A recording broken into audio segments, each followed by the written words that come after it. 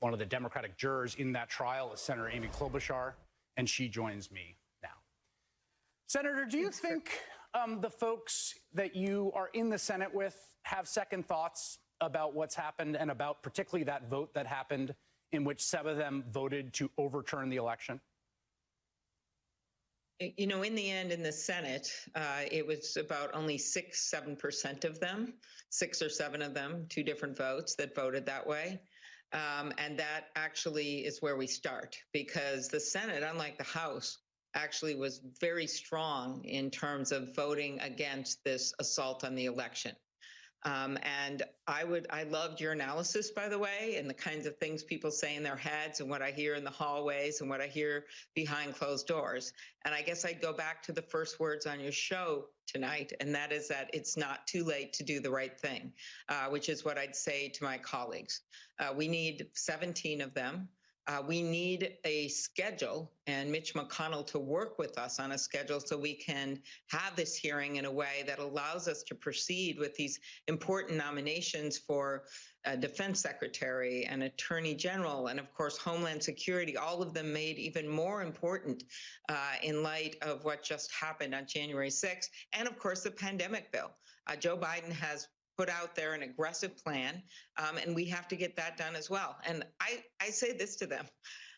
People at home are juggling their toddlers on their knees and their laptops on their desks. They're juggling jobs. Yes. They're juggling trying to figure out how to pay for stuff.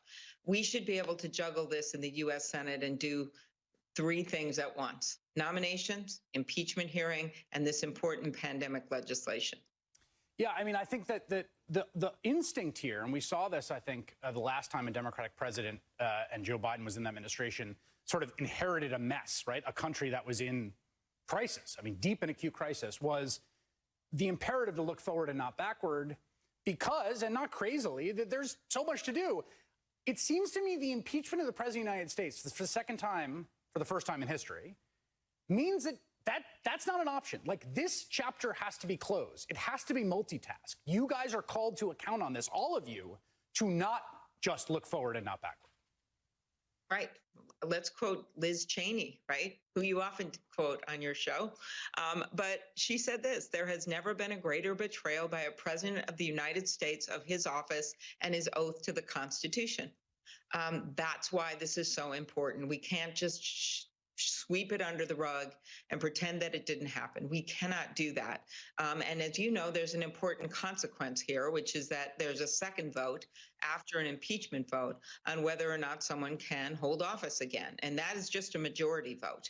And that would be the remedy. And that's why in the past, including with the Secretary of War, Congress and Senate have said that you can do this after someone leaves office. It's a precedent, and it's important to know. And to me, you just can't let this go. You know, in America, the president isn't king, and that's what he thought he was when he sent that angry mob down to invade a co-equal branch of government, the Congress. That's what he thought he was. The president's not king. The law is king. And that's why this democracy, and by the way, this upcoming inauguration, is something to no longer take for granted. It's something we must cherish and safeguard. On that point, I know you're intimately involved in the planning of the inauguration. There was this news today, which I think people are very worried. I got to tell you, I'm sure you hear this about the inauguration. They're freaked out. Everyone, I think people that I know that work on the Hill are dealing with like genuine post-traumatic stress issues, true. Right? Yes. 2 of my staff were in a closet with a fork. That's all they had on the first floor, because I was on our side in charge of the Electoral College, and so we had rules staff there. That's where they were for 2 hours while the mob ran back and forth and back and forth. So a lot of people, it was a very difficult thing for them. So there was this line today that the Biden inauguration rehearsal is postponed due to security threats. I know you're intimately involved in planning the inauguration. What do you say to people who say, I'm scared about this, and maybe they should just do the whole thing indoors and virtually?